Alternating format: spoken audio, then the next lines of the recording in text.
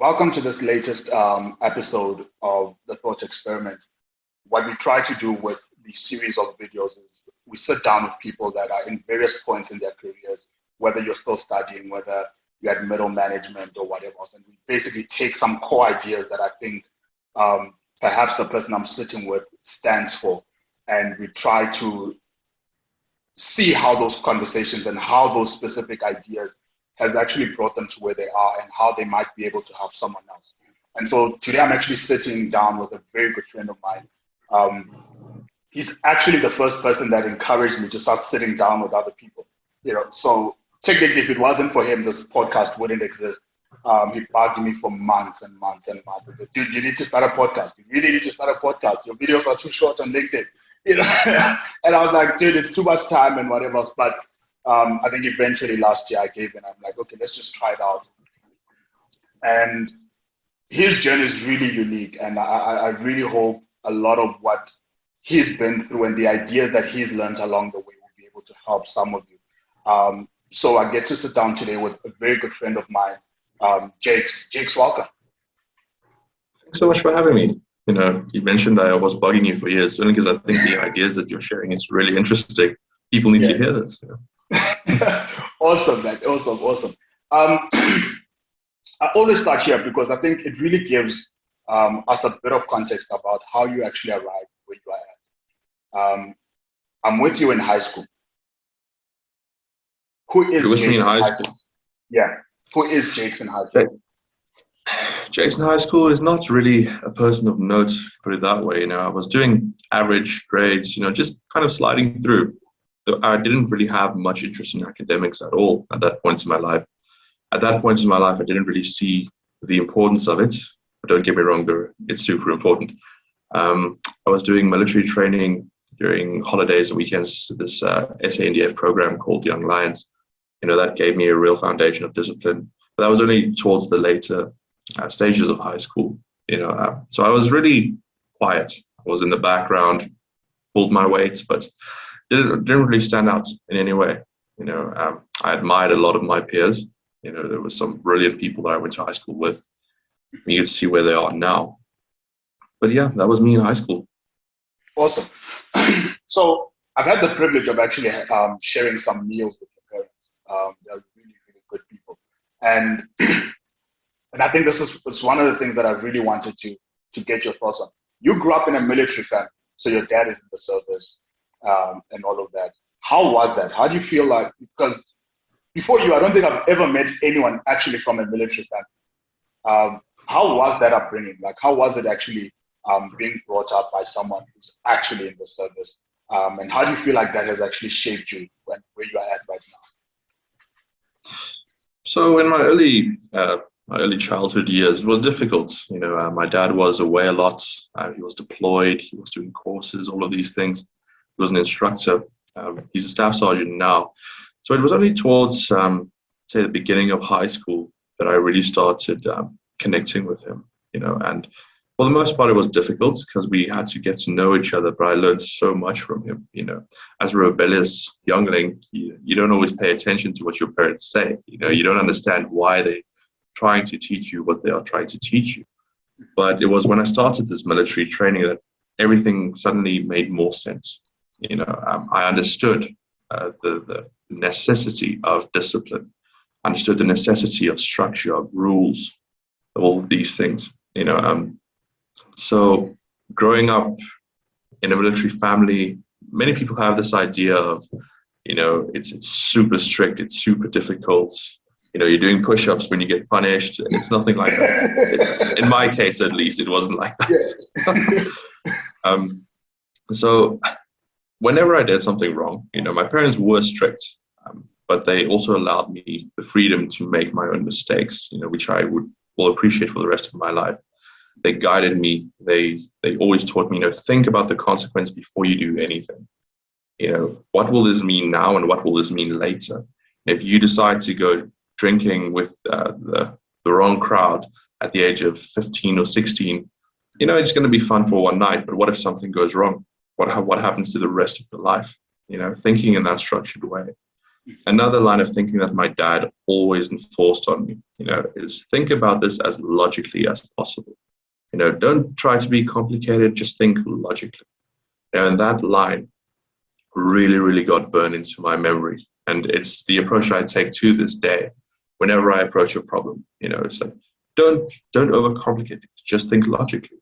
What do you want to achieve and how do you achieve that? Simple as that. That's amazing. I think whenever I speak to you, I think you have a unique, I want to call it a unique relationship with the idea of your mortality or death. And I think a lot of that, even when it comes to like your career, and you don't waste time. Like if you find something and you feel like you're wasting your time, you're like, I need to move on. I need to find this other thing. And you constantly talk about, I don't have the time. It's like you have this notion of almost feeling like you're running out of time.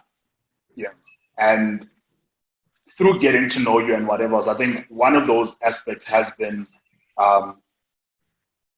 firstly, your encounter with COVID last year. But even before then, you had a similar thing with your best friend who passed away. That seemed to have and still continues to still have like seemingly a huge impact on the way in which you frame your decisions. How do you use that? How do you use this understanding that actually death is very real, and that whole experience that you've actually had? How do you feel like that has actually impacted you? And how do you actually keep that emotion so visceral that it actually drives so many of your decisions?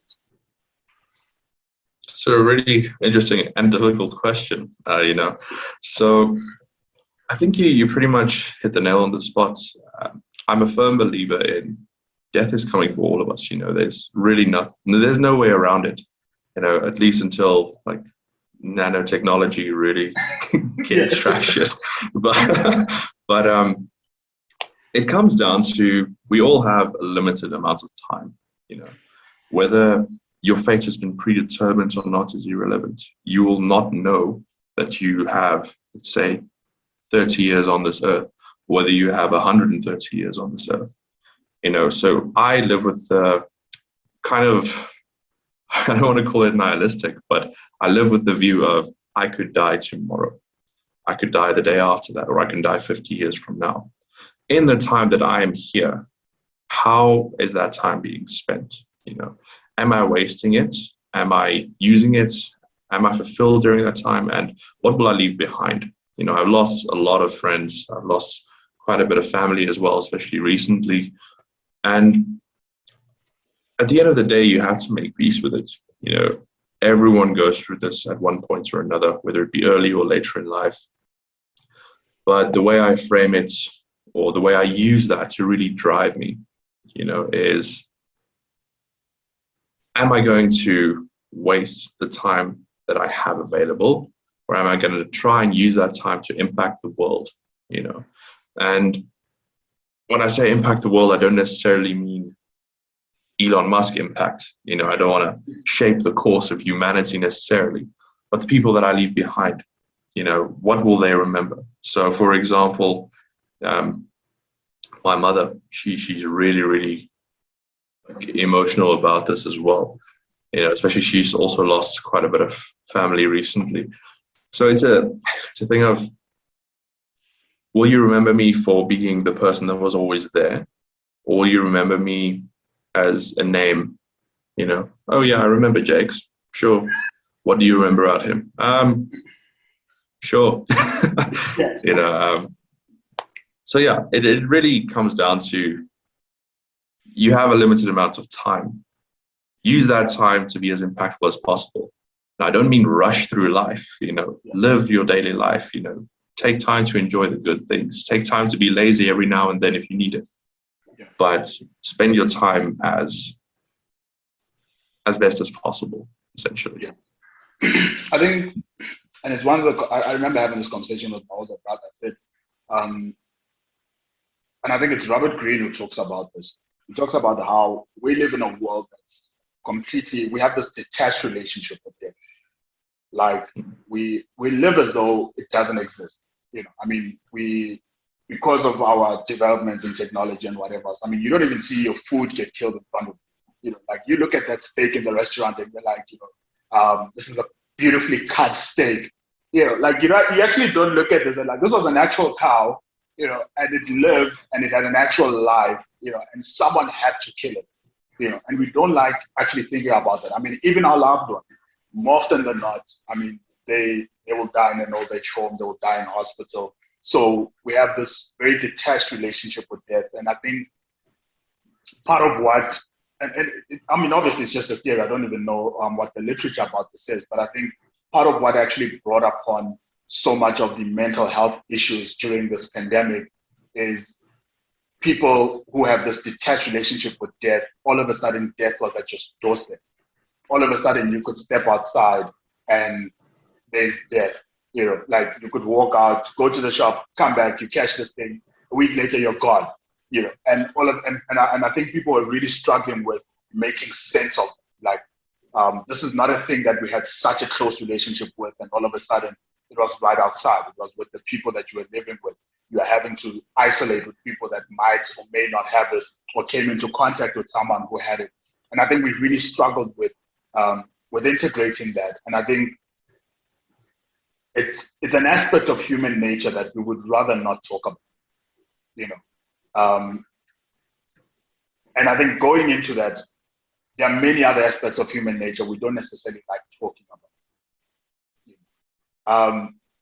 But you seem to actually be very interested in the concept of human nature. Your huge interest in someone like your Robert and his writing and whatever else.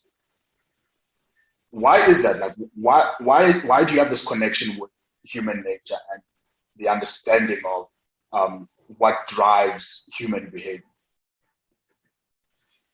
So I think it really does come full circle back to my acceptance of death. You mentioned that people never really had to deal with death as prevalent as they had to over the past 2 years, and that's really what sparked my interest in human nature. It's such a natural part of the circle of life, yet we pretend like it doesn't exist. Whenever we lose someone or someone dies, everyone is so shocked and so heartbroken. And it's fair to feel that way. It's emotions, but understanding why you feel that way and that it kind of helps you to accept it. People treat death like a problem, and it's tragic, don't get me wrong, but as I mentioned, it's such a natural part of our existence. There's no way around it, and pretending like a problem doesn't exist won't solve the problem. So I tend to face it head on. Robert Greene's work he's kind of saying what we all subconsciously know but fail to recognize. We are mammals, we have instincts, we are emotional and irrational beings, yet we think of ourselves as higher beings. We pretend like that doesn't exist. But as soon as you really dive into this literature and you start to, every chapter that you read, you kind of connect the dots. If you read about narcissists, you think about instances in your life where okay, this is where I saw this is where I encountered this. And you think about the darker self, you're like, okay, when you're mad, you're not thinking clearly, and you will say stuff that you don't necessarily mean. All of these things start to make sense. And as soon as you open that can of worms, if you will, there's no going back. You will start to notice it everywhere. The fascination just keeps gaining traction there. The irrationality of human beings became so evident during the first stages of the pandemic. I don't think people back in the olden age, when the Spanish flu hit or anything like that, rushed to the nearest supermarket to buy all the toilet paper. People still don't know. People still don't know why they did it now. They did it because everyone else did it. It's that kind of herd mentality. And as soon as you understand laws of human nature, or at least begin to dive into it, these things kind of make sense. Well, not necessarily make sense. I still don't know why people would do that, but it does make sense that people behave irrationally and just do what others do. Yeah. So that's very true. Yeah. That's actually very true. I think did a video once, so I perhaps did a post, but I always say, as human beings, we feel like we are rational beings that sometimes do irrational things. But the truth is that we're actually irrational beings that sometimes do rational things. You know, like that is at the very premise of marketing. Like the idea that you could see an advert of a let's say a cigarette brand and some ladies in a bikini, and all of a sudden that will make you want to buy the brand more. There's no connection between cigarettes and this lady in the bikini, and yet somehow this actually influences your decision making. It's at the very core of marketing, the idea that the way in which human beings actually make their decisions isn't the way they think they're making the decision. And I think that is at the heart of marketing itself. It's like human beings don't understand why they're making the decisions they do make. And that stems from not understanding ourselves as human, and even our nature as human beings. The idea that we do have instincts, we do have these drivers that very often are not even in our control. We're not even aware of it. You know, like someone will overreact and be like, I don't know what came over me. You know, like we try to detach the bad parts of ourselves. Like something must have come over me. Well, so you basically think that that's not you. That's not something you would do. This must be something that came over you. There's no way that it's actually you. Whereas it's like, no, it's actually, you know, you are the one that actually acted in that way. But more often than not, you don't have that, you know. And coming from that, I think you mentioned this idea of your dark side. I think Carl Jung calls it your shadow. And you say that, you know, over the past 2 years or 3 years, this has basically been one of those things that have been a huge fascination for you. What has been your experience with that? Like, I'm coming to understand your own dark side, coming to understand your own dark drivers that perhaps influence your decision making. And how have you learned to actually integrate that into your own life and in your career? Because I think you do that quite well. Like, I think you're generally a nice person, but you know how to be ruthless when you need to. But it's not a ruthlessness out of, I'm going to wipe you out completely. It's like, listen, I've arrived at the conclusion that I need to make this decision. And you might not like this decision, but this decision needs to be made. How have you arrived at a place where you can actually do that with, I think, a level of being completely a logical thinker and almost being able to suspend your emotion about the decision itself, knowing that logically this is the right decision? How have you been able to actually get to that point? So as I mentioned earlier, you know, from a very early age, I was taught about thinking about the consequence of things, right? And it's something that's, upon reflection during high school, you know, during the early stages of my career, it's something you wouldn't recognize in the moment, but when you reflect on it, it really becomes evident. You know, the consequence of doing something is X, Y, Z, but the consequence of not doing something can be equally impactful, you know, in a negative, positive or negative way. So we all have a dark side, you know, there's no denying it. If you think you don't have one, you definitely have one. You just haven't learned to. You haven't gotten to know that part of yourself yet, you know.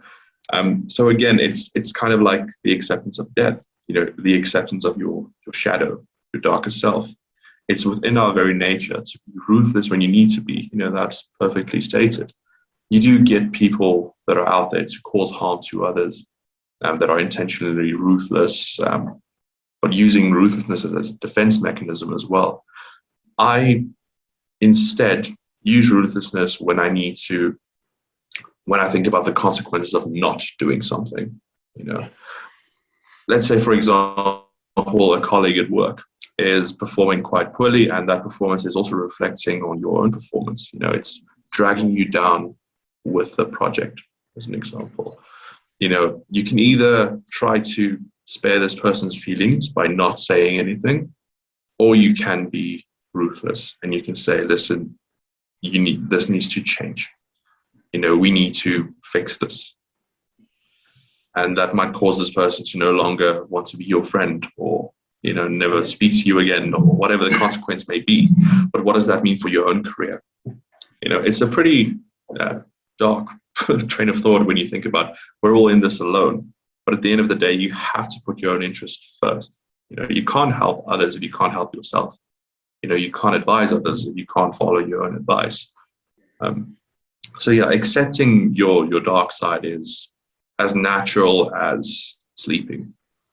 It's difficult. We deny that it exists, but in order to really master yourself, you need to master your dark side, or at least master the control of it. You mentioned earlier as well, when you look at marketing, whenever you read a billboard, you think, I'm not going to fall for that. maybe not in the immediate short term, Yeah. But I was driving the other day and I saw a John Dory's billboard. I'm like, I don't even like John Dory's. A few hours later, it's like, I'm really in the mood for sushi.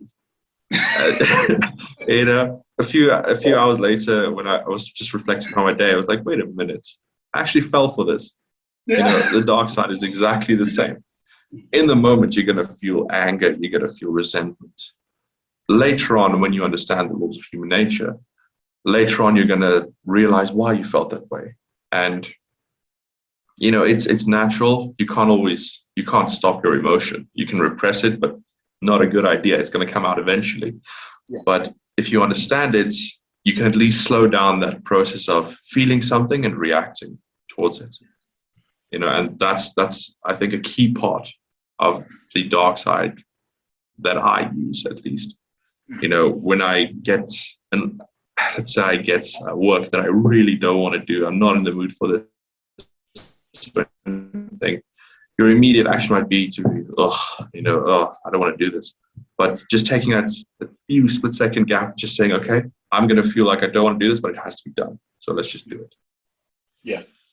No, that's very true. I think for those that might not understand what the dark side or what the shadow actually is, so I think it could be Carl Jung who explains it quite well, where it's like, in your upbringing, there are certain behaviors and there are certain emotions that are deemed unacceptable, but they are natural to you. And so you are generally taught that those actions and those emotions are not acceptable in society. And so you repress them.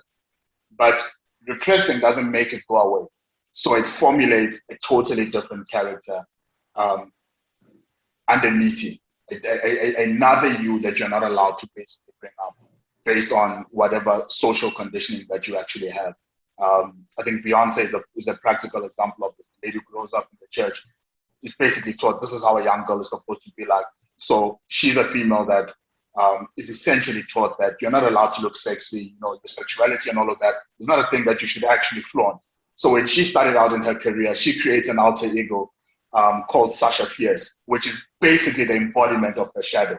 And when she talks about this other alter ego, she's like, she's the lady that allows me to feel sexy. She allows me to express my sexuality and whatever. And whenever I perform, I bring out this lady. It's the same thing that someone like Eminem does with Slim Shady. Like, I was this hero. I mean, he was abused by his mom pretty much verbally. And so he had aspects of himself. It's like, but whenever I got on stage, I had to bring on Slim Shady. I had to bring on this other person that in the household I grew up in wasn't allowed to actually be integrated into who I am.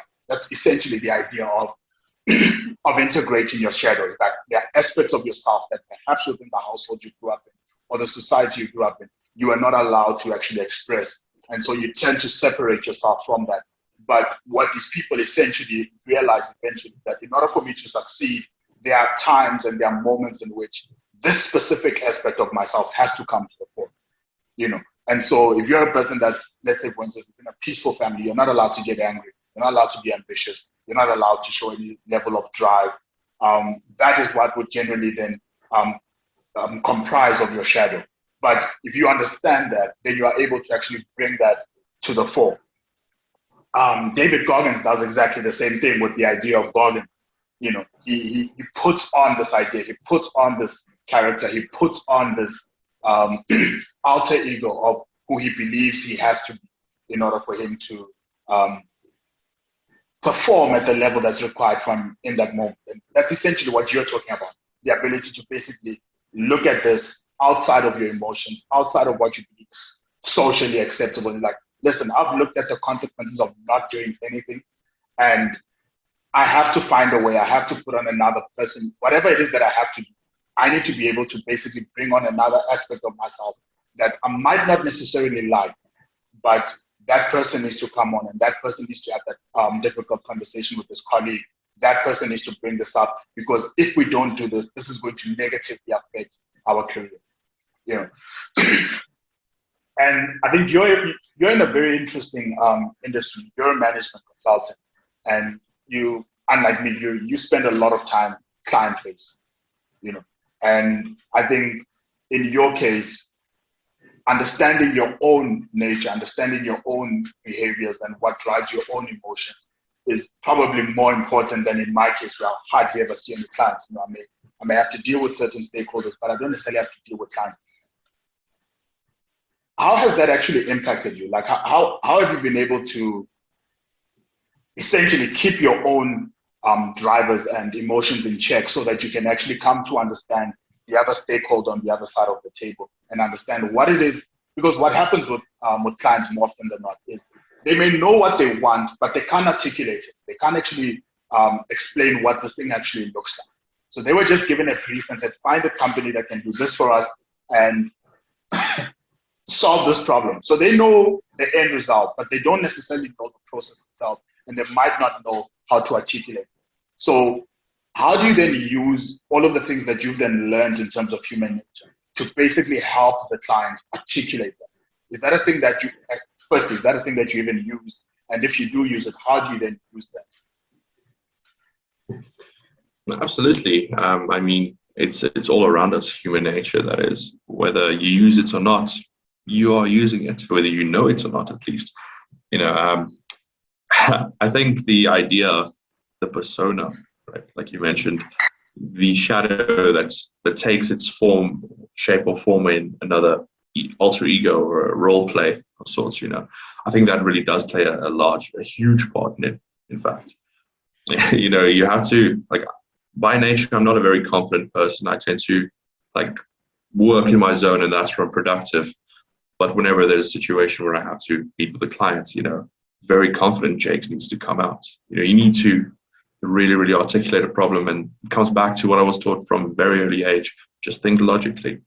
That is the output that we need, right? How do we get there? And you start small. You know, don't think about every single thing that needs to go into the process. Let's say a client needs to make their business more profitable, a very basic hypothetical situation. They need to make their business more profitable. The first place you start is to look at what they currently are performing at, you know, and how do we change that? Let's say their sales are lacking, or their expenses are way too high. Start there and dissect it brick by brick, you know, get down to the core, the core of the problem. And that's essentially how I approach problem solving. You know, as soon as you get to the root cause, then you can start working on the actual solution. You know, it's difficult to think on your feet in the spur of the moment when you're engaging with a client to, okay, this is what we're going to do, A, B, C, and that's going to solve your problem. So you have to engage or understand and listen. It's so crucial to listen very carefully what the output is supposed to be, or what the end results they envision is. You know, and articulate on the go, but also be very specific, like, okay, this is what I have in mind, but let's work on a solution. We'll get back, you know, we get together, we put our heads together, and we, you know, just press on from there. That's interesting. And I like this idea that you won't necessarily be able to do this on the fly. I mean, especially if you're starting out. There's this idea that I think it's David Goggins who talks about it, but apparently it's a military idea, that we don't rise to the level of our expectations, we fall to the level of our training. Yeah. If someone wanted to become a management consultant, how could they train themselves towards actually being able to do that, actually being able to be more confident, to sit, to listen to it? I mean, because I think a lot of what goes wrong with listening is, you know, you've got people that say, you know, most people listen to reply, not to understand. I think a lot of that is insecurity. You know, like you're actually not sure of what you know and what you don't know. So as you're listening to this person talking, you're trying to find things to actually say so that you will respond in an intelligible manner. But that hampers on the listening that you get to do. So now, if someone were to actually want to, let's say, make a career transition from whatever and into management consulting, how could they train themselves up towards learning those core skills where they'll be able to become an effective consultant? So in my experience, at least, the key thing that my wife taught me, actually, you're going to have a daily struggle with imposter syndrome. Essentially, you're advising people how to run their own business in a nutshell, or how they should solve a problem that they deal with daily. So who are you to tell them how to do things? So first of all is learning how to deal with imposter syndrome. Accept that you are going to feel insecure. Accept that you are going to, get cold sweats when you have to speak to someone that's in a very, very authoritative position in a different company or organization. The shakes will come. There's no getting around that. People that have been in this industry for more than 20 years tell me this as well. They say, listen, you're going to feel stressed. You're going to feel anxiety when you're speaking to them, when you're presenting to them. Just learning how to deal with that is the most important thing. At the end of the day, a client is just another human being. This person is not going to transition into this monster that's going to eat you alive if you stutter over your words or anything. So just know that this person is another human being listening to what you have to say. And even if you lose the attention of this person, just keep reminding yourself it's just another human being. It's not a monster, nothing bad. Well, there will be consequences if you do stutter over your words, but it happens to everyone, and making light of the situation. I've seen people presenting and then all of a sudden they stumble over their words. They make a joke about it, like, oh man, I didn't have my morning coffee, apologies, and they move on, and that makes the person on the other side of the table feel exactly the same way. It's like, oh, okay, they can relate. That's key, establishing that relationship and engaging your audience. Like I mentioned, everyone is just human beings around the table. Everyone makes mistakes every now and then. Some people will respond differently to it. Some people might be annoyed at your jokes, but be who you are, or be confident, accept the anxiety, and learn how to solve problems. It's such a vague statement, but start small. You don't need to solve poverty or world hunger in one day. So start small. Like if you have, let's say, you want to buy a new car, right? You don't have the money. That's a problem. You can solve that problem. It's not going to be easy for sure, but you need to come up with a plan, articulate it, write out what you think needs to be done and execute. There's going to be trial and error for sure, but develop your own style of approaching problem solving. All the textbooks in the world can teach you these various techniques, but at the end of the day, you have to find your own way of solving the problem. That's actually very true.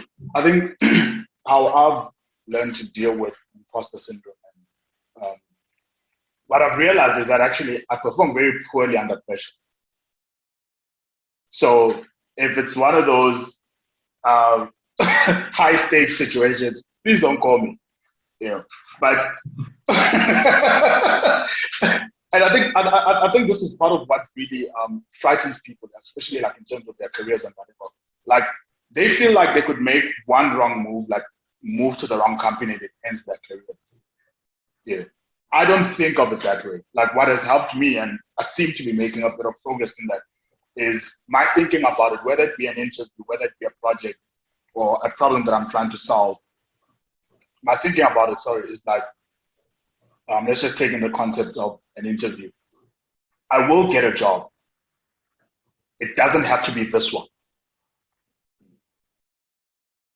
And absolutely, as soon as I say that,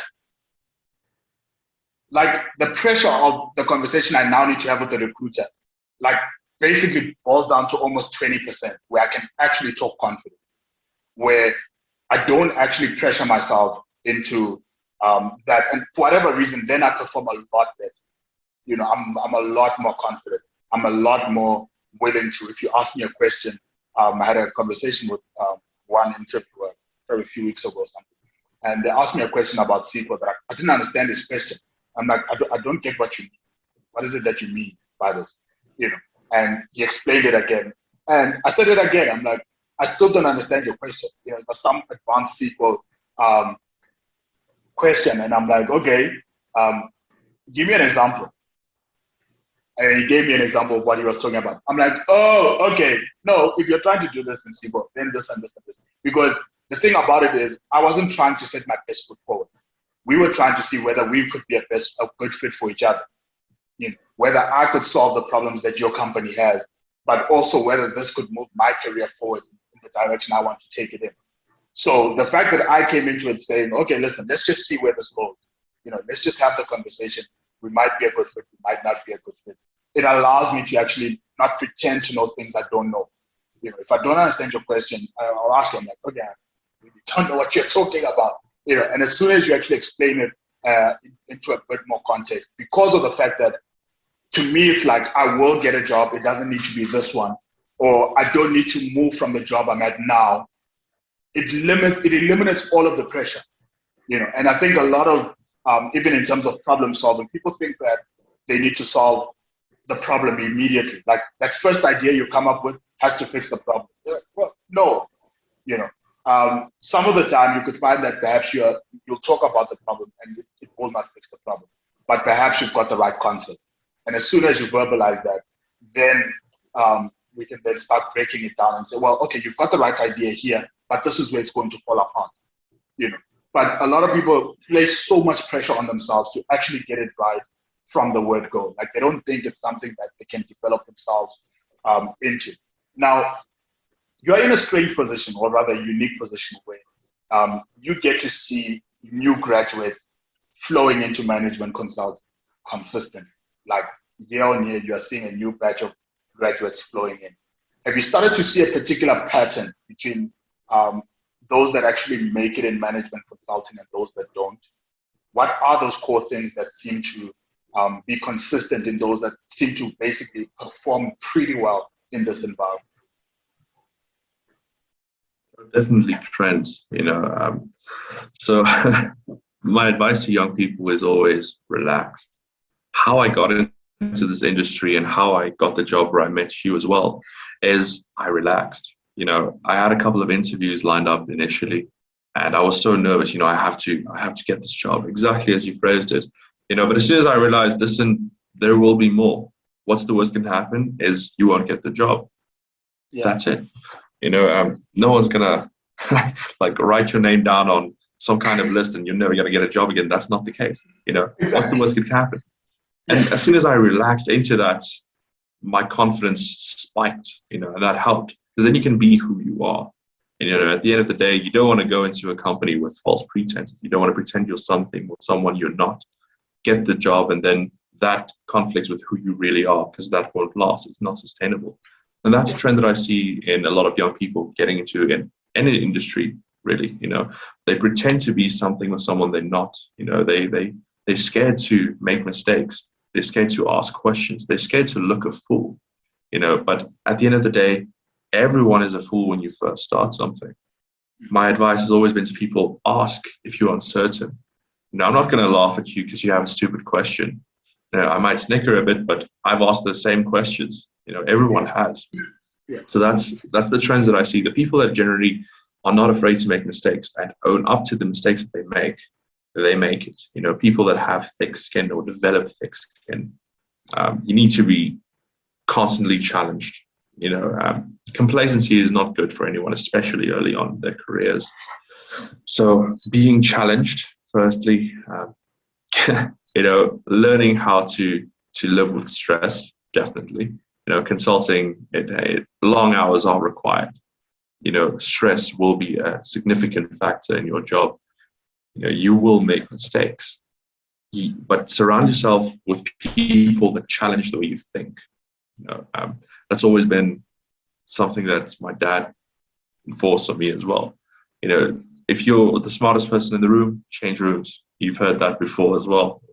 And the same thing goes with consulting. If you feel like, I know everything, or if you think I can't learn anything else here, you're right in both ways, So either you do know everything and you won't learn anything else, or you're so certain you know everything, you won't learn anything else. So the people that ask questions, make mistakes, are not afraid to look a fool. They are the ones that make it. I've had some amazing graduates. I've worked with some amazing people as well. People that I know that started as graduates are now soaring in their careers because of those factors. They own up to the mistakes that they make. They don't crash and burn. Like you mentioned as well, you don't need to solve the problem immediately. Tight deadlines are a thing, sure, but explaining a problem or your proposed solution to someone you work with, of course, or someone in your family or friend circle, explaining the problem to someone that will tell you your solution sucks is probably the best approach. You need blatantly honest answers.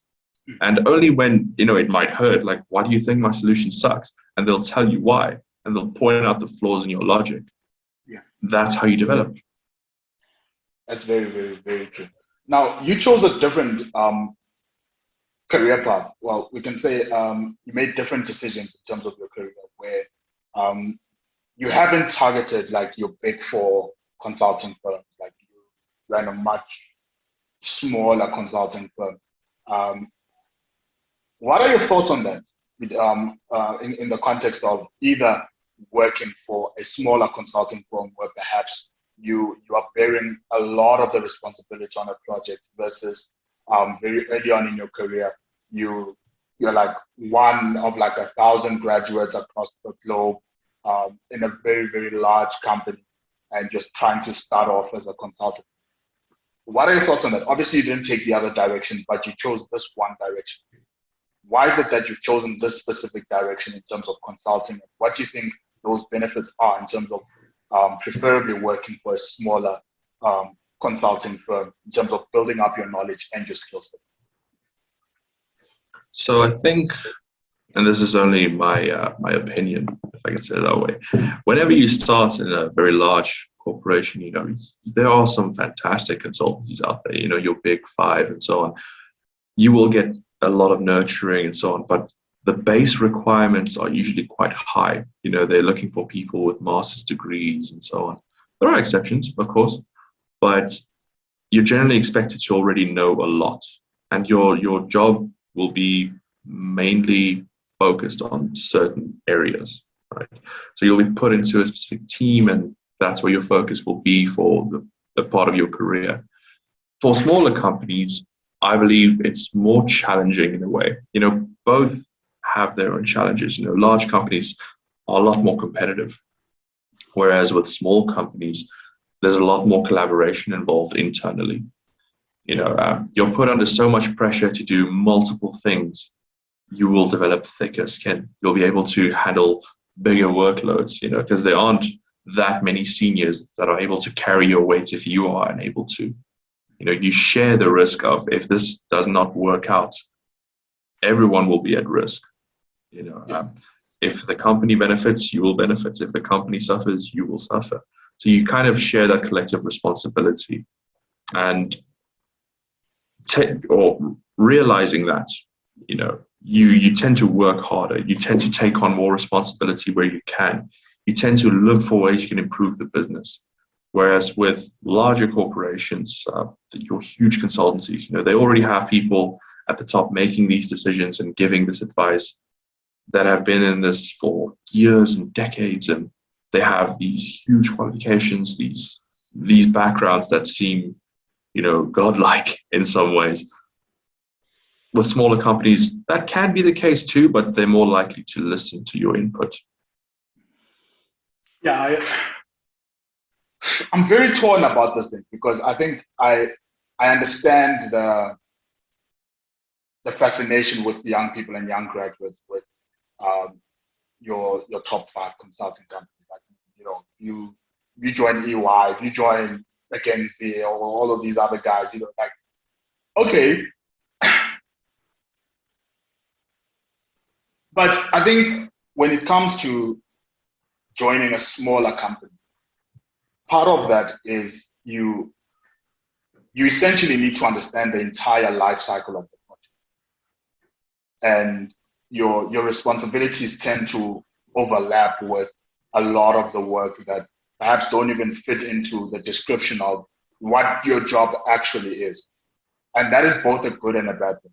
But I think the good thing about it is you tend to gain knowledge of other disciplines that perhaps you might not necessarily gain in a large organization. And I think very early on in your career, I think you essentially need that. Like, I think you need that experience in terms of understanding, knowing what you know, knowing what you don't know, and also coming to know what you thought was true that turns out not to work in industry.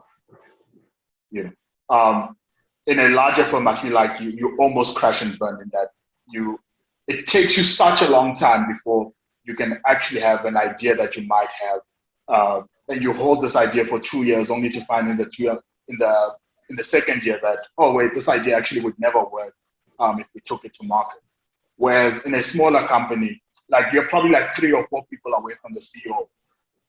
You know, so more often than not, your ideas actually and your potential is that you're able to reach management a lot quicker, and your development in terms of them investing into you and giving you those opportunities that will help you develop. I feel like you have a larger chance of actually getting noticed and being given the support that you need in an instance like that, as opposed to being in an environment with like 400 graduates and you somehow need to make your mark. And I struggle with that because I don't quite understand the fascination with these larger companies, other than these are household names. You know, for me, some of the best people I've encountered, these are people from the smaller firms, and the skill set and the knowledge that they generally bring. Perhaps later on in their careers, they move into these larger companies, but they already have so much knowledge about the entire life cycle of the project that they are able to bring a unique skill set that if you're a person coming in from a larger company, you only know that small portion of the project's life cycle, whereas this person knows a greater portion of that, and they know it quite well. You know, so what would your advice actually be if you were starting all over as a let's say a young graduate? Would you take the path that you've taken again, or would you perhaps look into join any of the bigger consulting firms? I think it's really a matter of when do you want to reap the rewards, in my opinion, right? This is purely my opinion. Let me just clarify that. Yeah. I have a theory, right, that larger companies obviously carry some weight to their name. You know, it's very prestigious to say on your CV, especially early on in your career, I worked at Deloitte or McKinsey, you know, your large corporations. But you're going to struggle more to really gain traction in your career, in my opinion, again, because like you mentioned, you're one of 400 graduates around the globe, and you need to somehow make your mark. So right there, you're adapting the mindset of I have to compete internally instead of collaborating internally. Yes. You know, I have to be better than my colleague to really stand out, because these larger companies don't tend to be top heavy. You know, the structure is quite triangular, if you will. At the bottom, you have your entry level positions and so on, and that gaps get smaller and smaller the higher you go. The smaller companies, that's not necessarily the case. So what I would advise, or I think Danny Ma said this, right? The founder of Alibaba. He said, work for a smaller firm, because that's where you're going to be challenged the most. You know, you're going to have to carry other people. You're going to have to carry other responsibilities outside of your immediate job description. You know, in larger companies, they have these departments all set up already. You know, they have their finance, they have their HR, they have their marketing teams. In smaller companies, you're way more likely to participate in many, if not all of these. You know, you'll learn fundamentals of working with HR, or working with marketing, or working with the finance. Even, you know, you mentioned as well that in smaller companies, you're much closer to management, and that's super true. You know, in smaller companies, you're way more likely to engage with like the absolute top of the hierarchy. Whereas with larger corporations, you'll maybe get an email saying the CEO is coming over from America to show face. And you might be lucky enough to see this person, but that's pretty much it. I mean, not to take anything away from these people, but they're super busy. They don't necessarily have time to greet 400 graduates, learn their names. Yeah. There's not that interpersonal relationship between the very top and the very bottom. Whereas with small companies, that's most certainly the case. Yeah. So that's what I would advise. I'm tempted to agree with you. I think it's there's this one guy really played a huge impact in my life early on, hoping to also sit down with him at some point, Lucky Maladi. And he said this once, and I was like, probably like 15 or 16, but I've never forgotten it. It's like in a large company, you learn about how a process works well, because they've got well-established processes, and you see how that actually comes to the fore. Whereas in a small organization, you see what it takes to actually build a business at scale. So if you're a person that eventually wants to start your own thing, wants to start your own business, you are better off in a smaller firm where you actually see what it takes to move a business from 30 to 60 to 100 million, because you're going to go through that process. Whereas in a larger firm, you'll learn a lot about processes, you'll learn a lot about operations and the importance of them. If it's working properly, just how well it can actually go. But if it goes poorly, just how poorly and how quickly it can basically disintegrate if things go very wrong. And I think that's right. I think a lot of that is actually right. That especially if you're coming straight out of varsity, I mean, you've just spent the better part of 16 years of your life, and you're basically just one of many. You are literally just one of many. You've just matriculated. You're like one of, let's say, 700,000 people that set for those exams. If you just graduated, you are one graduate out of 700 graduates in the country, or 1,000 graduates. So like you've consistently been one of many, and you've consistently been part of a process, and you've seen how that process actually goes. But what you haven't seen is in that instance where a lot of this and a lot of the responsibility now falls on you, where now you need to figure it out, where now there is no process, there is no established process, there's no operations process. You are the process itself. Like, you have to figure all of that out.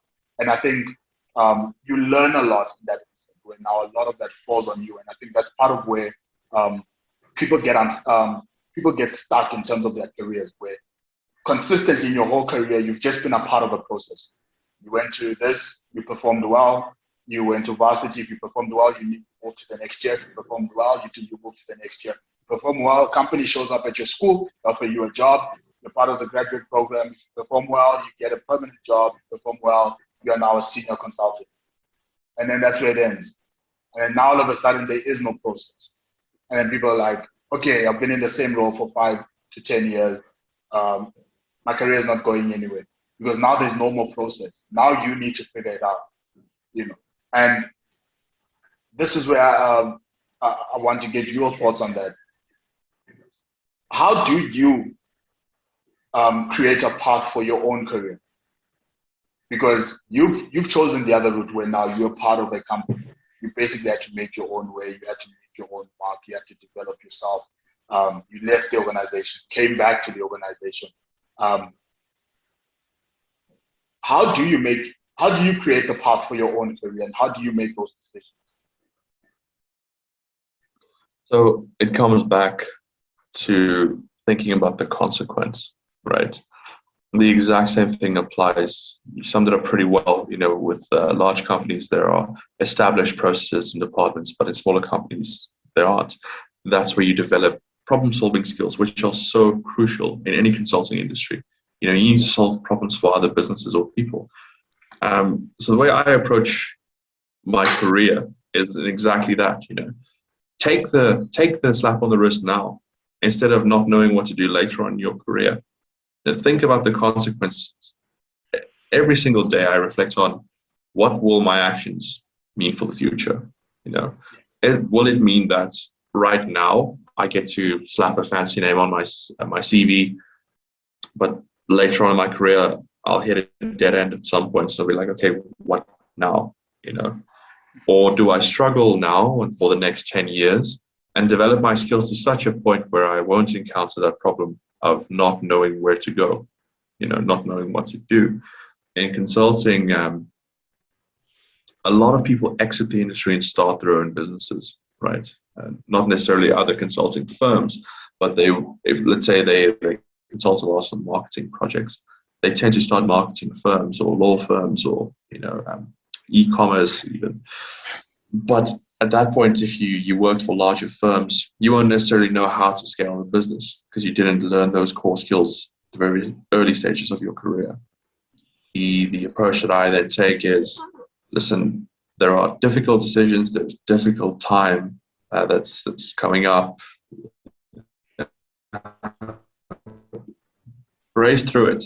It will only make you stronger. It will only make you better. Suffer now, reap the rewards later. That's it. I mean, with the finite time that we have on Earth, we tend to be hasty.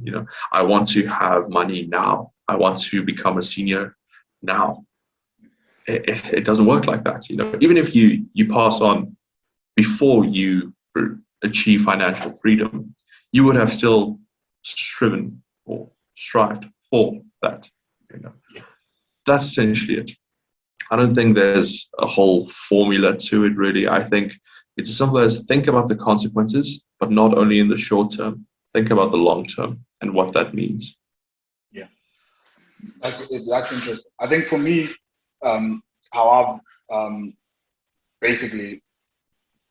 I create the path forward for my career. I think I'm a middle child, so a lot of my basic inclination is to basically try to please everyone. I want everyone to like me because that's what you want to do. You want your older brother to like you. You want your younger siblings to also like you. So you generally do that, but often it comes at the price of what you say you want. Yeah, and it's one thing that I actually talked a lot about. This is one of the benefits of having a family that it's actually brought into my specific life is it's created a huge responsibility in terms of now all of a sudden, it's not just about pleasing certain individuals. It's now a thing of I've got a certain level of responsibility. There are certain things I now need to do for the sake of my family, And that was something I didn't have before that for whatever reason. But now it's created this huge responsibility. I mean, now you're with someone, whatever, and you're like, listen, I mean, part of what attracts a person to you, you promised them the sun and the moon, essentially. Dude, don't worry about how things are looking now. Things are going to get a whole lot better. And I think it was Tom Gilliam who said this in his own journey, and it resonated with me. Like, it really shook me to the core where he looked at his own wife and he's like, listen, you made a lot of promises to this woman and you are not on a path to actually fulfill those promises. And I think for me, that's where a lot of the decision making comes in when it comes to my career, that I also think about in the context of the life I've promised my family, the life that I actually want for my family. And that's one of the driving forces of my decision making. It's like I can like the business I work for, but I don't like it more than the life I want to give my family. So we need to find some level of common ground. And I always try to invest a bit of time in these interviews talking about this. How does money influence your decision making in terms of your career? So I love that question. I mentioned this earlier that each of us need to look after ourselves first. And even though you have, in my opinion, you have to look after yourself first, it doesn't mean you're in this alone. It's not just about you anymore. It's about your family, like the life you need to provide for them, the life that you promise yourself and them that you would provide for them. When it comes to money, there's no beating around the bush. It is about the money. Let's be honest. People that say it's not about the money, they're lying to themselves. It's not just about the money. That's certainly correct. Yeah. But the way I approach this is, I need to take care of myself first in my job. What I mean by that is, even though I might get a huge paycheck, if I end up hating my job and becoming resentful and bitter because of this, what will that financial impact mean to my family if they lose a big part of me? Yes. You know? So I tend to weigh, money does play a huge factor in my little equation, but money is a huge part of it, but it's not the only part of it. Yes. I tend to look at the balance, and I think about how this work would affect me at its worst. I try to envision the days that will be extremely difficult, the difficult decisions that will have to be made when you get scolded or anything like that. Try to envision how that would affect you and prepare yourself for that. And then consider the money on top of that. Is it worth being crushed at work, feeling absolutely defeated, but receiving a large amount of money? Or is it worth receiving less money, not nothing, but receiving less, but being able to still be yourself, still be your best, even on the worst days? I agree with you. Like, I think I went through a similar experience, and how I've come to conceptualize, even in terms of like career path and whatever. And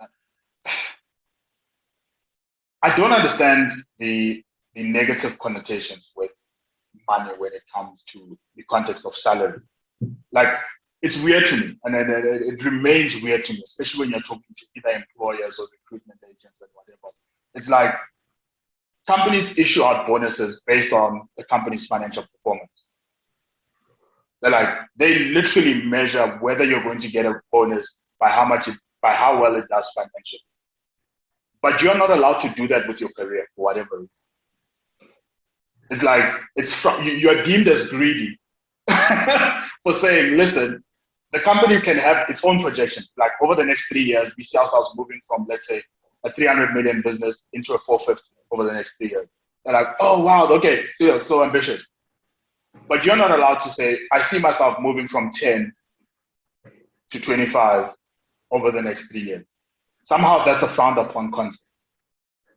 Somehow you're not allowed to actually say that. You're like, no, you can't actually say that. That's greed. It shouldn't just be about the money. It should be about the work. It should be about this. And I cannot find a more, I'm trying to find a politically acceptable statement of saying it. I cannot find a more hypocritical idea than that. It's hypocritical. The idea that as a company, we say this year has been great based on how much we've made.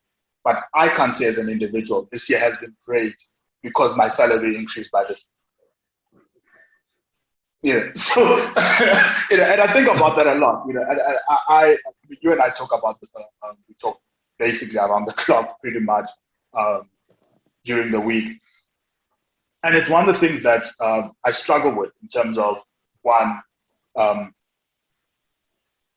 turning down opportunities for more money versus turning down an opportunity in terms of this will result in proper growth for you. And one of the ways in which I've been able to conceptualize this, again, coming back to this idea of the shadow and alter egos and whatever, is like, you are in the right environment for your career if you like the person you have to become in order for you to do your job. So if you don't like that person, like if that's not, and I look at it in terms of my own family and the kids, like if I wouldn't be happy if I saw that behavior in my child, then I might not be in the right environment for my career, because it causes me to become a person that I wouldn't want my family to actually see. So I become conflicted in that way. It's like you want to actually grow your career in a way that if your child said, I want to do the same thing you're doing, you'll be like, okay, cool, no problem. Like if you're making millions and you're selling cocaine and your child says, I want to do whatever you're doing, because you're driving these nice cars and all of a sudden you're like, no, you don't want to do what I'm doing.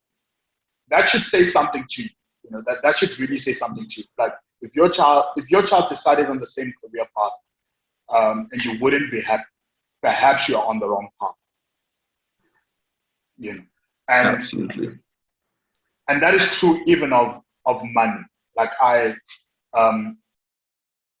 strongly believe it's your responsibility to make as much money as you possibly can for the sake of your kids without becoming someone you wouldn't want them to become. Exactly. That's the key thing, is you can make all the money in the world, right? But think about what that does to you and what that means for the people that love you. Yeah. The analogy you use is quite perfect. If you make millions but you're selling cocaine, it's not. But if you have to make a decision between two jobs, right? Let's say, like I mentioned earlier, think about or try to envision. You'll never know for certain, but try to envision what this will do to you, right? And always have a way out. If you envision that, no, I'll be fine, but a few months or even years in, you find that I am changing into someone that I don't want to be this person. Yes. It's having an effect on not only yourself but your family, like the way your spouse looks at you, the way your children look at you. You need to have a way out. Never ever get stuck in a way. Don't make decisions that force you to get stuck. Yeah. But absolutely, I agree with you. It's hypocritical that companies do state it's not about the money when it is about the money. At the end of the day, as an employee, you're exchanging your time, skills, and services for money, right? So of course it's about the money. As the employee, not the employer, you mentioned as well, you expect it to kind of be nonchalant about money. Yeah, well, the money is cool or whatever, but we're a family here. No, you have your family at home. Exactly. It's a professional, there's a professional relationship, and you can often get so close that you feel like family, sure. But at the end of the day, it's business. Exchange your time for the adequate amount that you think you're worth. You might think you're worth 100,000 a month, and that might not necessarily be the case. So you have to be realistic about it as well, and brutally honest. If you want to earn what top tier data scientists or quantitative analysts at huge banking firms, if you want to earn what they earn, you're gonna have to become what they are. Yes. You can't be washing cars for a living and expecting you're going to get paid what a CEO does. Yeah. Be super realistic about it. And if you want to transition, how do you do that? Think about it. Yeah. No, I agree 100%. I mean, it's one of the things that whenever I post, whether it's a post or whatever else on LinkedIn about money, there's always this idea like, no, companies don't pay us what they are worth, or rather what we are worth. And, people should be paid what they are worth and blah, blah, blah. And my take on it is always, the market is right. If you feel like you're worth 60K a year, or rather a month, and there's no one in the market willing to pay you 60K a year, a month, you're not worth 60K. Because the value of a thing is predicated by someone else who's not you willing to pay them. So you could think that the value that you're creating for the organization is worth 60,000, but someone else is not willing to pay you 60,000 for that same service, then it's not worth that. And I think that's part of what we essentially don't teach young people, especially when it comes to choosing degrees and careers and whatever. Like we talk about ideas on passion, which is something I'd actually like to ask you about, this idea of passion. We tell them, no, just follow your passion, the money will come. That idea doesn't make sense to me. Like, if you're struggling in mathematics, and you're saying, no, don't worry about mathematics, just focus on your physics, and the mathematics will come. And no, that's not how this works. That's not how this works, And again, coming back to this idea of, we tend to demonize the idea of finances, even though you actually need it to survive. And it doesn't make sense to me. And a part of that is this notion of, we say to people, follow your passion, the money will come. What are your thoughts on that notion? I am extremely passionate about playing musical instruments, right? But I know I'm nowhere good enough to become a professional musician, you know? Yeah. Um, with the notion of following your passion and the money will come, I don't agree with it, you know? I think if you can find a way to monetize your passion, then the money will come, but only if you can find that way.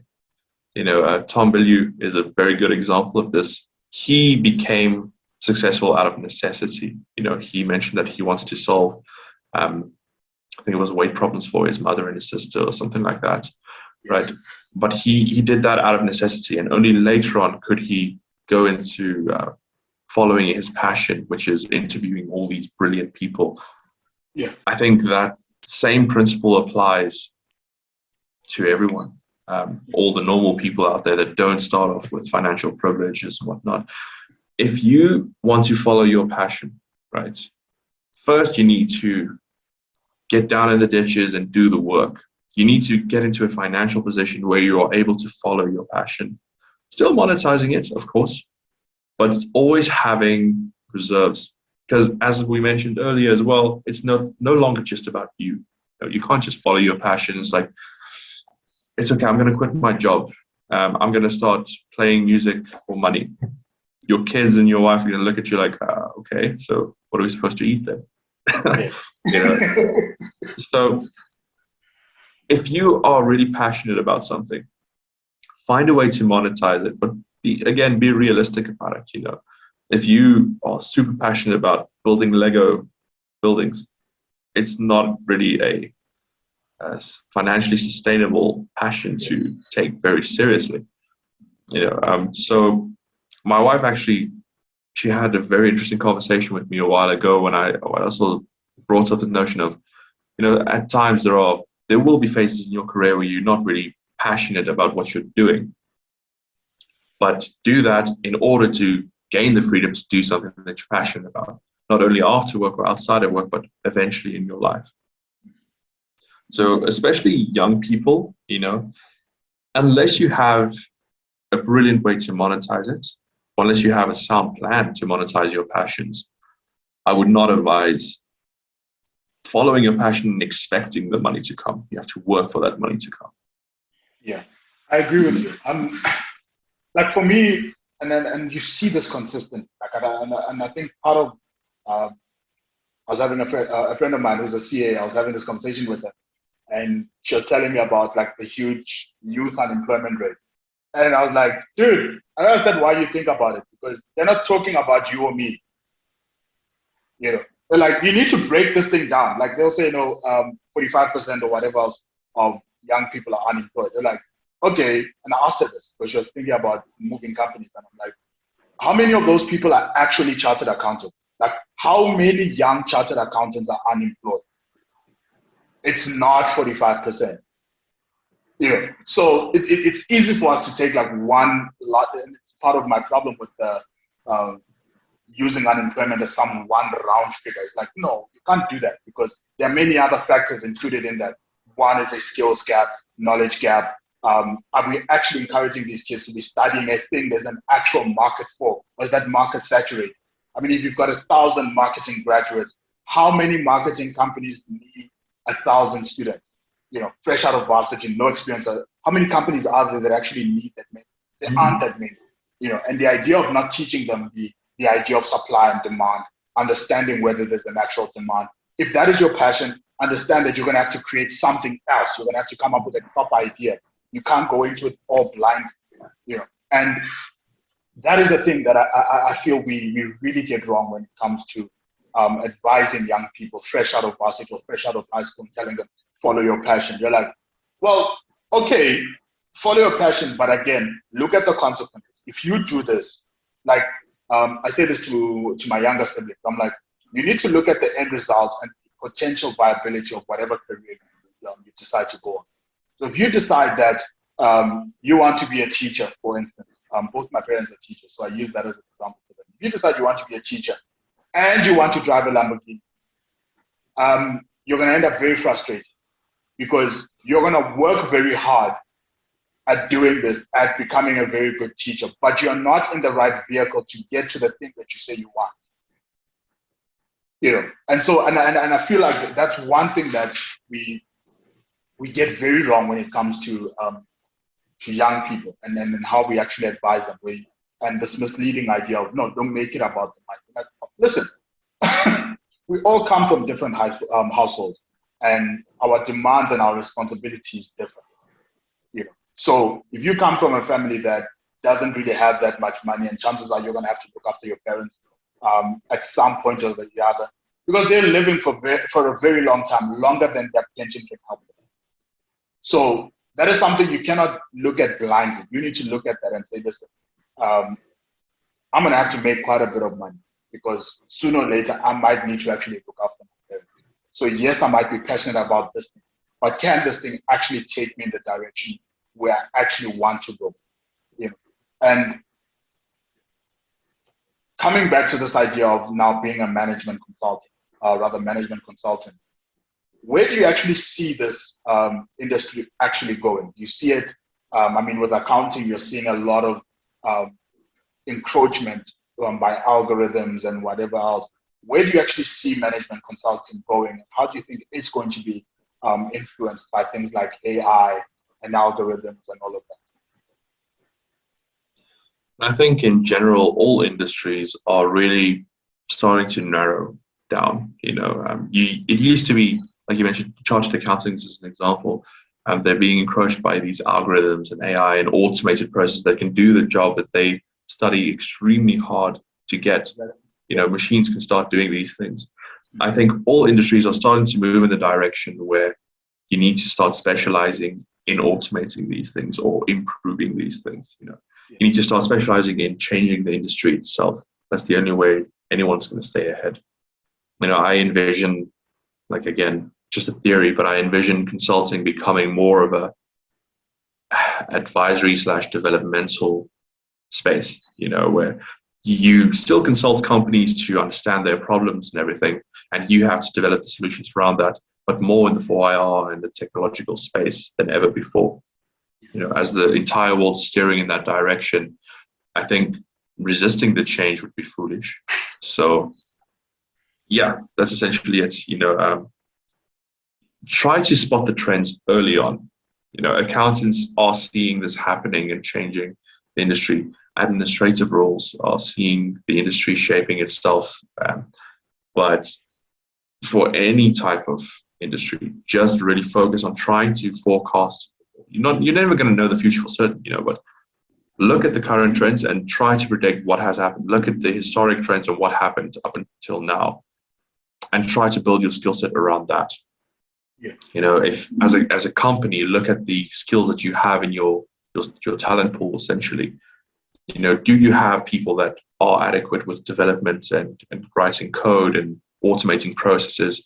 Do you have people with the adequate financial knowledge or the marketing knowledge or the sales skills? All of these things need to factor into your decision making for the future. And it's ultimately all of these decisions that these companies make collectively that will shape the industry.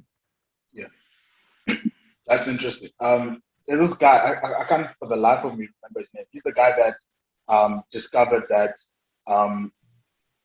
ulcers were essentially a bacteria in the stomach and not like the result of like spicy food.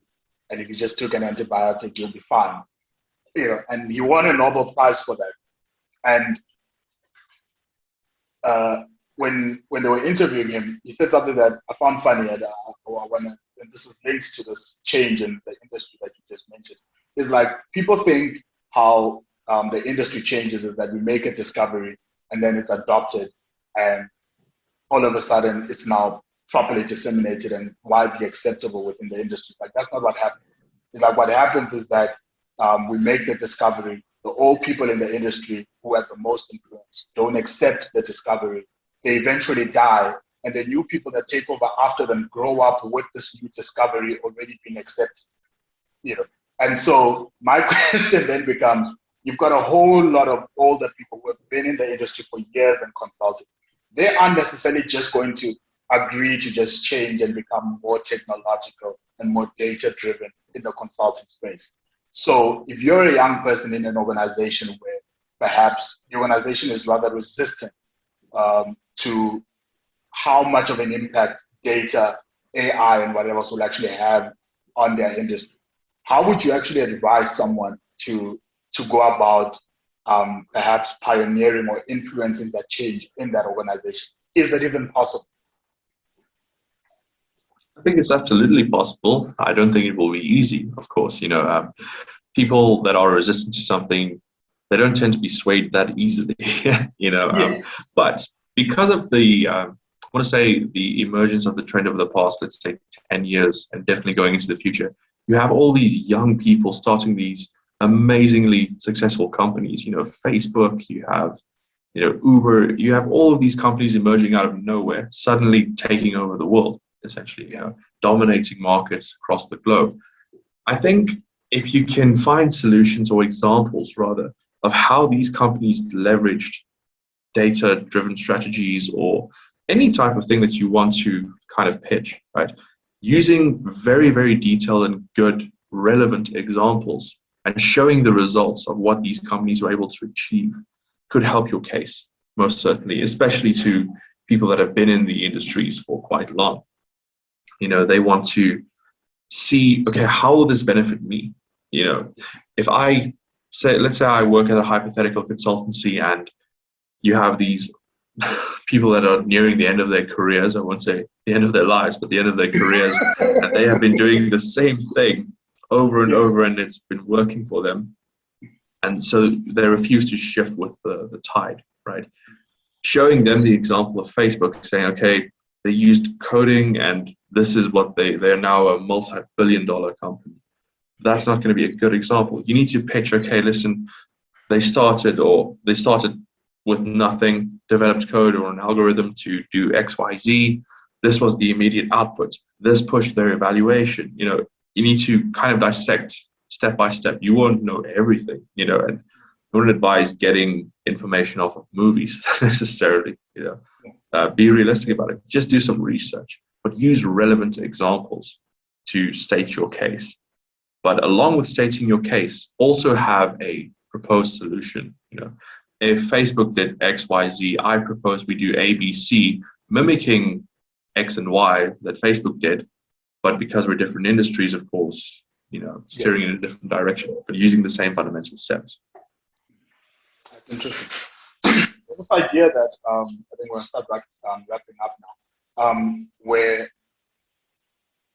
it's basically called finding a sponsor, where you basically want executive buy-in if you're a young person in a young company, rather than a company that's relatively old, trying to drive new ideas. You want to get buy-in from someone who's actually in an influential position to be able to drive that specific idea or those ideas that you might have, and would be able and be willing to actually advocate for you and your ideas when those meetings actually occur. Because when the decision-making meetings occur, you're not going to be in there as a young person, chances are, But how do you then advocate or find someone who can advocate for those ideas? So if you're a young person having to start from scratch in, let's say, management consulting or any company for that matter, how would you go about finding that sponsor or finding that one executive that would basically play as an advocate for you in those environments where decisions are being made?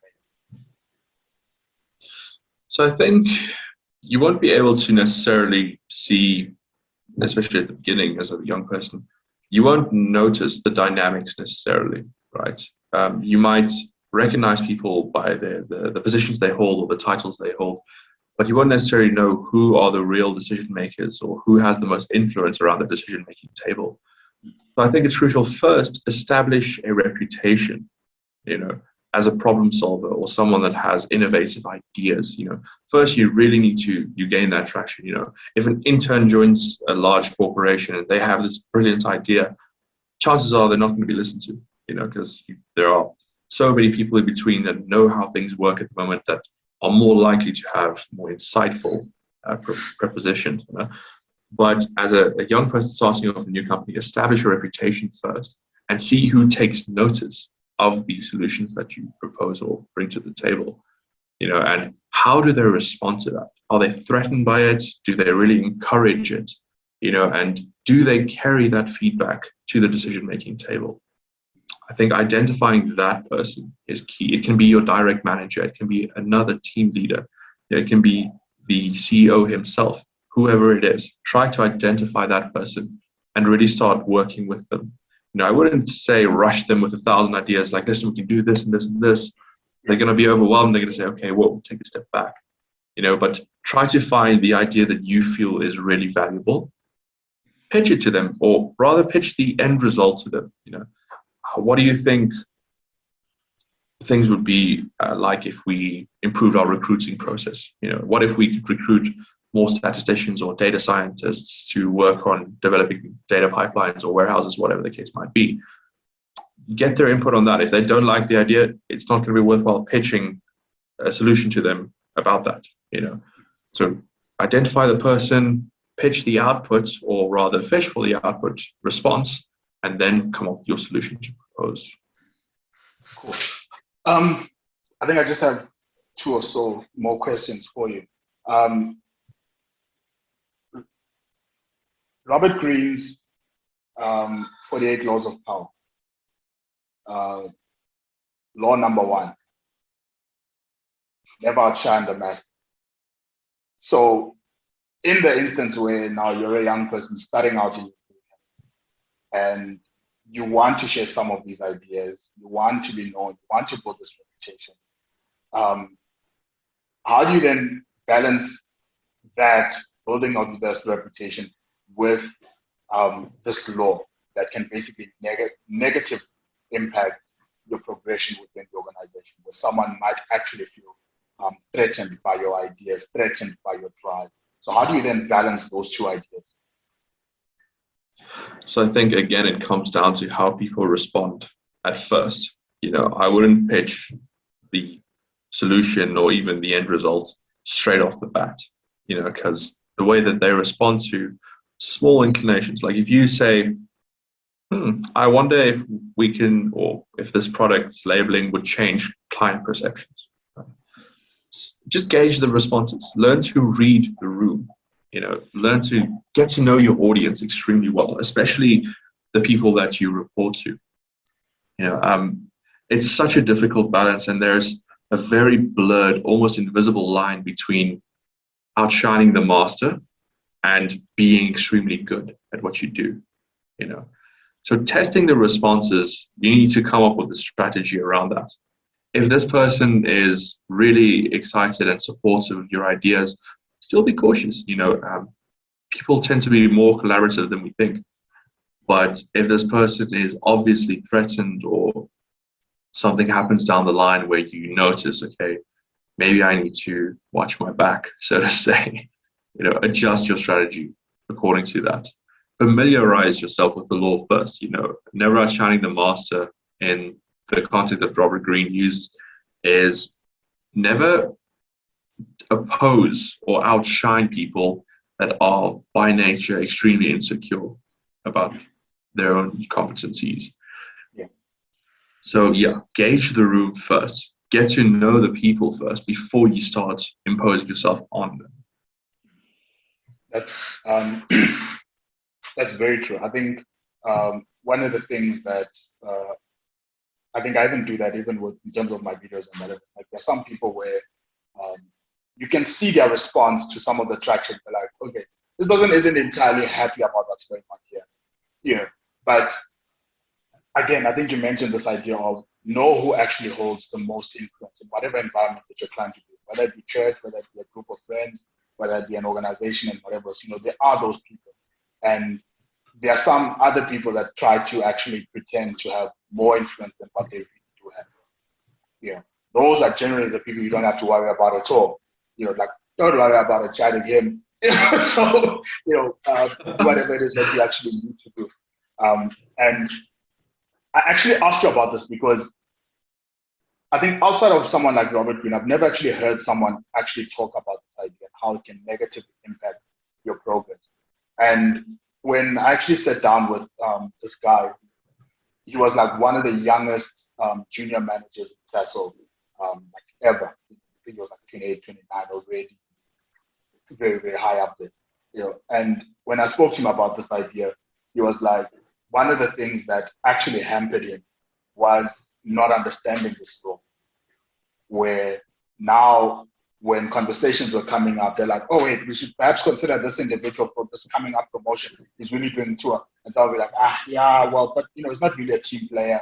He sounded to me like he was looking elsewhere. Like, I think he's interviewing with another company. All of these things were absolute lies, but you find yourself with someone where he's in a place of power, and they've now gotten threatened by your ambition. They've gotten threatened by your development within the organization. They don't want to actually see that happen. And that's another dark side of human nature that we don't necessarily talk about, or we don't like talking about that, and its negative impact.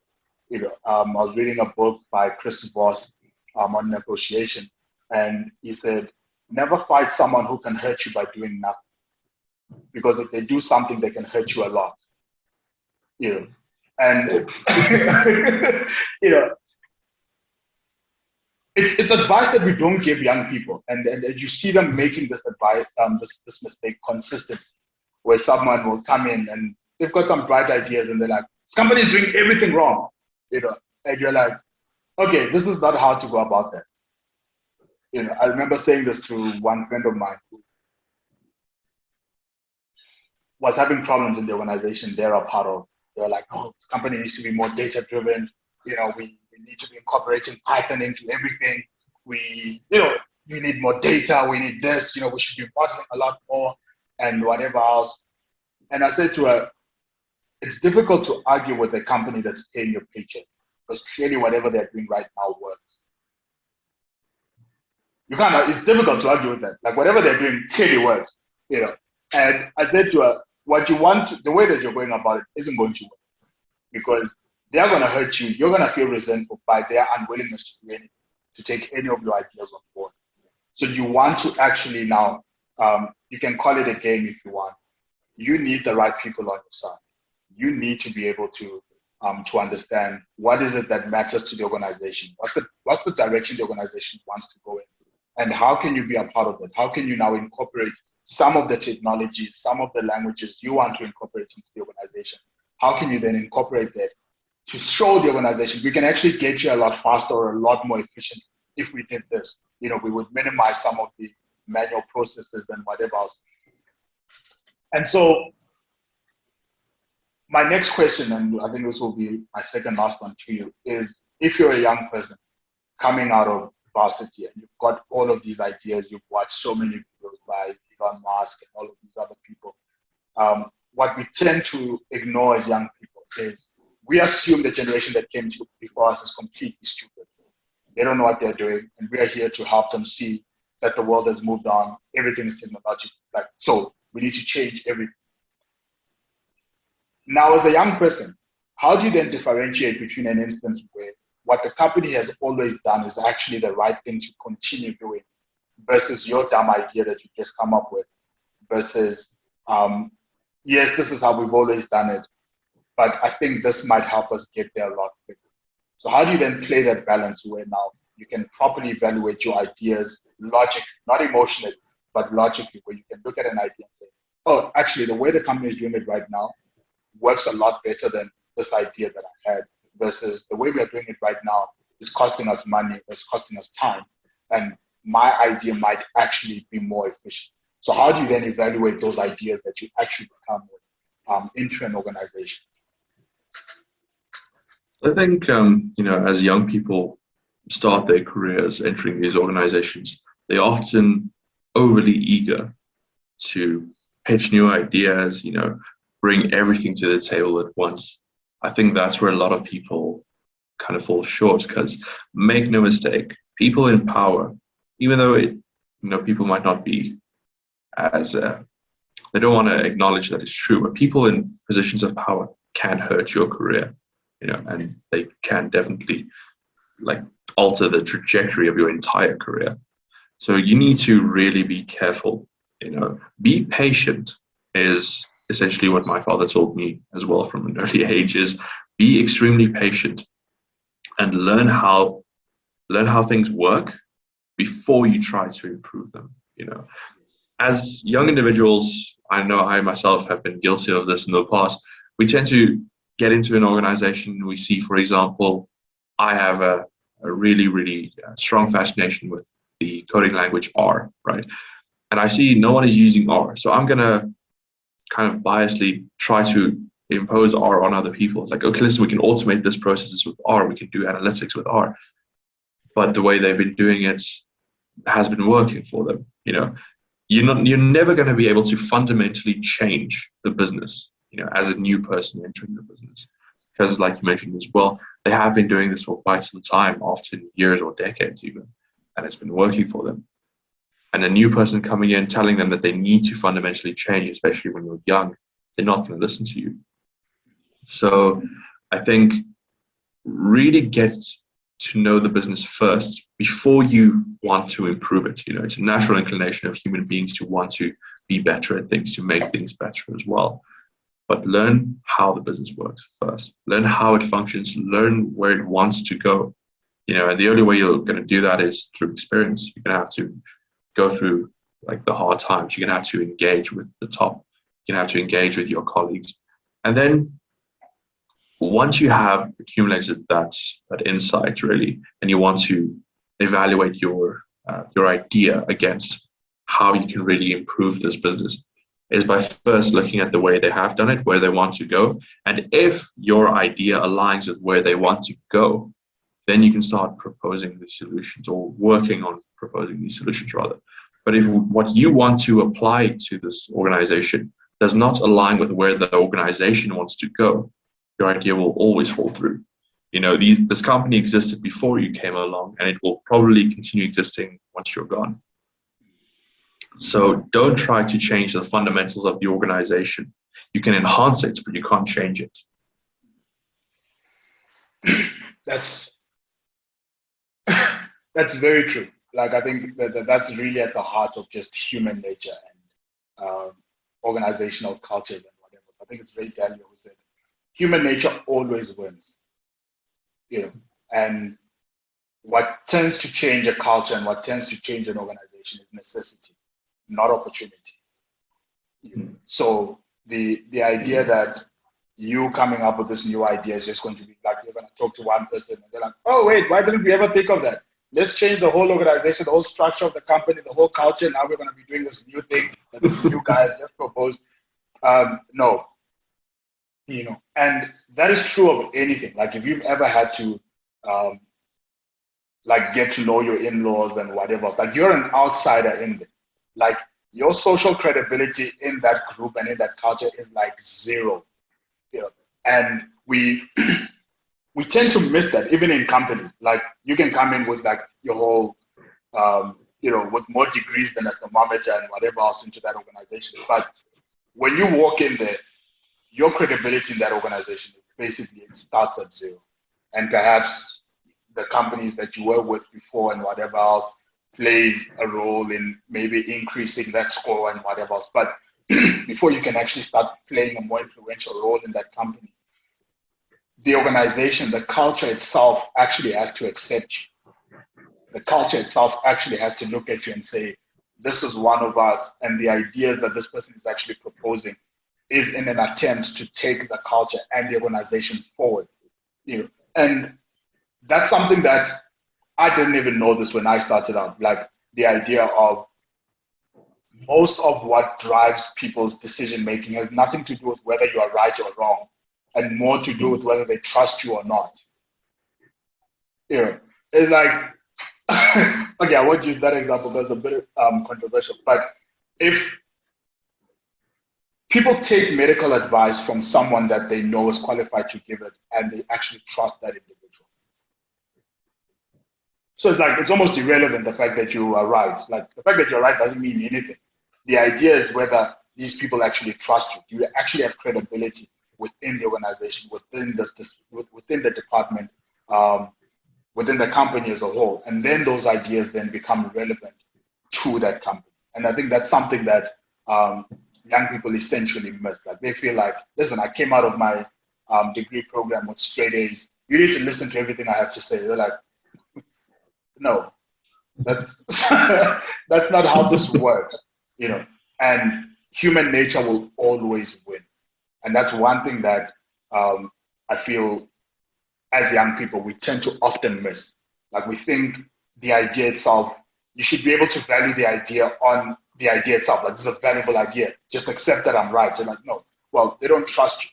And that all of a sudden limits the value that they will even perceive the idea in. It changes their perception of the idea that you actually have. And we need more people talking about the idea of human nature and how that drives even cultures in organizations. And this is basically my last question for you. How does one actually know when the organization that are part of is more toxic than it perhaps appears to be? That's a very difficult question. I think, understanding the laws of human nature is one of the only ways out, really.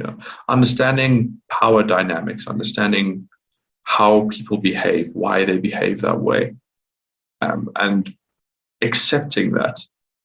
That's the only way you'll ever really understand or know whether a company is more toxic than they appear to be.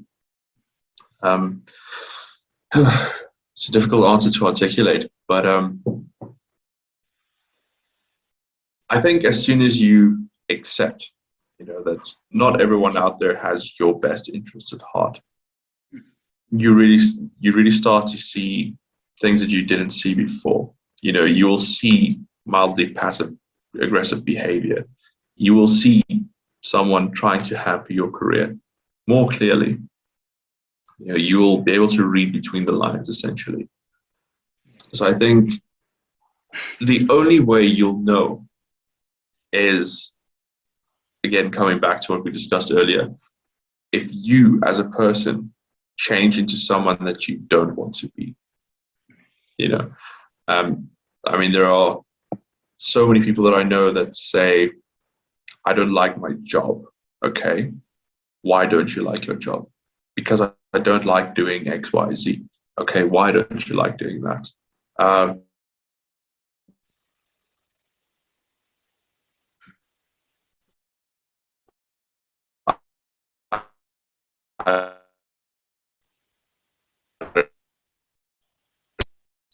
No, it bores me. Okay, so people don't really look after you, they don't care about you, and therefore you have to become this defensive person that's always looking over your shoulder, things like that. That will tell a story about the company itself. Yeah. So evaluate yourself first, because sometimes the hard truth is you are the problem. Sometimes the company doesn't really have the problem necessarily, but you as a person just don't fit into that company. Yes. But if the majority of people are really, really resentful and they don't want to be there, and the company's slowly falling apart, it might be a clear indication to steer clear. But if 90% of your colleagues are happy and you are not, try to look inwards first before you look at the company. Yeah, well, that's very true. There's this idea that Adam Grant talks about. He says, if you want to understand a company's culture more, look at what a company rewards and what it punishes, and the people that are actually being promoted within that organization, because that is a clear indicator of the types of behaviors and attitudes that are actually valued by the leadership within the organization. Absolutely. And I found that so good. Like it was such a good idea. It's like, look at the type of people that are actually making progress in this organization, because and people that are being promoted and whatever else, because those are the characteristics, ideologies, and the characters that this company values. That is why these people are being promoted. So if you're seeing people that can stab people in the back and still get the promotion, that's sort of how this culture works. They are looking for, by any means necessary, type of people. And if you're not willing to become that, that's not the culture for you. That's not the right environment for you, because you're going to grow frustrated. Because I think it's, I can't remember, it could have been Seth Godin or someone like that. where it's like human beings are engaged by progress. So even in your career and whatever else, you want to be progressing, you want to be feeling like things are moving forward and whatever else. But if you're in an environment where you would have to do certain things that you are not willing to do, you are not going to progress within that organization. So you want to actually look at, what does this company actually reward? What are those things that this company says, this is a top performer, this is the person we are promoting, and look at those characteristics of that individual. And if those types of people are not the type of person you are looking to be within your career, then perhaps that's not the right environment for you. But some of it, like you said, has to perhaps be with the idea that perhaps you're entitled. You feel like you are the perfect individual, and the world needs to basically bend itself towards your will. It doesn't work that way either. So I think a lot of it is, I think you can really tell a lot by what the company or even the culture rewards and what it actually punishes. So if the company punishes integrity, perhaps you're in the wrong organization, where you basically say, well, I'm not sure we can trust the integrity of this data. And you say that to the client, and the company is like, why the hell did you say that? All of a sudden you're getting a written warning. We're like, oh, so integrity is not a thing we actually promote in this organization. It's a thing we punish. Easy. So those are things that I think even any individual really needs to look at when it comes to organizations that they want to join. What does this organization, what does this culture reward, and what does it punish? And what does I think I think it's so important to distinguish between a toxic culture and a cultural misalignment. Again, it comes back to, you have to look inward first before you can determine whether a company's culture is toxic to you or not. If you have, exactly like you mentioned now as well, if you're quite insistent on integrity, right, but you work for a company that is not, that cultural misalignment will cause you to perceive this company's culture as toxic. In sales environments, it's kind of a cutthroat environment where you're competing against your colleagues. Yeah. If you can't cope with that, if you can't handle that environment will naturally be toxic to you. It doesn't necessarily mean the company is rotten to the core. It's just the culture that they operate in. And if you don't align with that, then definitely steer clear, because it will change you as a person. It will harm you in the long run. I think that's the perfect place to end this. Jakes, so thank you so much for sitting down with us. I think this went on a lot longer than we thought, but I think these ideas that you shared about human nature and how it actually, you see it playing out in your career, but also in companies themselves and how you use that, has been very insightful. It's been very, very helpful. Thank you so much for joining us for this. It's been an absolute pleasure, and I hope we get to do this again in the future. I'm eager to see what other ideas come from this. As you mentioned as well, this is a very, very interesting thought experiment. Yeah. Like the podcast, that's the thing about it. Like the podcast itself is a thought experiment in and of itself. But yeah, I really appreciate you taking the time to sit down with us. Awesome. It's been great. Thank you so much for having me. Cool, man. Let me not keep you any further. Cool. Have a good day. You too, man. Cheers.